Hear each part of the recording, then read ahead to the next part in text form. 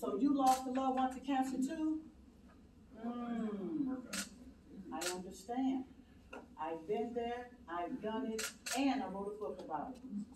As a lifelong caregiver myself, I'd like to share with you a quote by B.I. Cope, and I quote, "No matter what you have done for yourself or humanity, if you haven't given love and attention to your own family, then what have you accomplished?" End quote.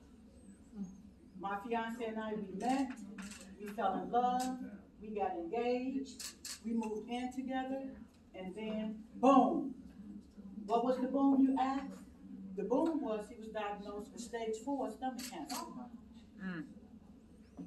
Stage 4 stomach cancer. So from there, he was in the yard one day. I'll never forget it. It was June 2nd, 2011.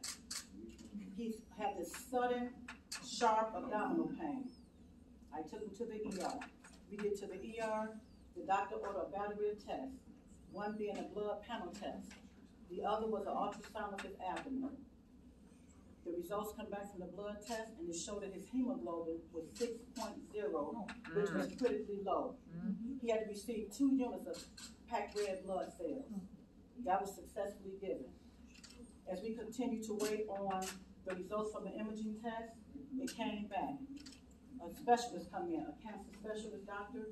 She came in and shared with us that yes, he had stage 4 stomach cancer, and she want to start aggressive chemotherapy and radiation therapy.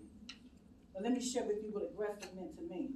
I'm sitting on the side of the bed, and I just had a meltdown. I was so freaking livid.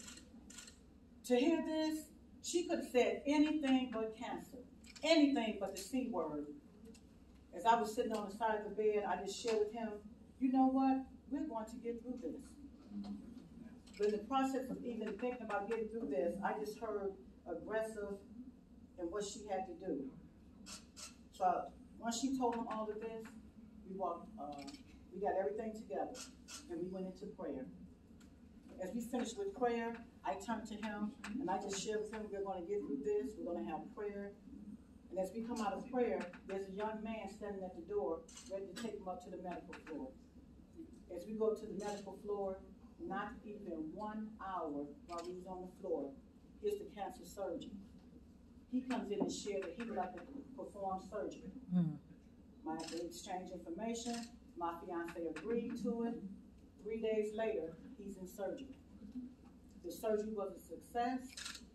After the surgery, he had spent 30 days in the hospital.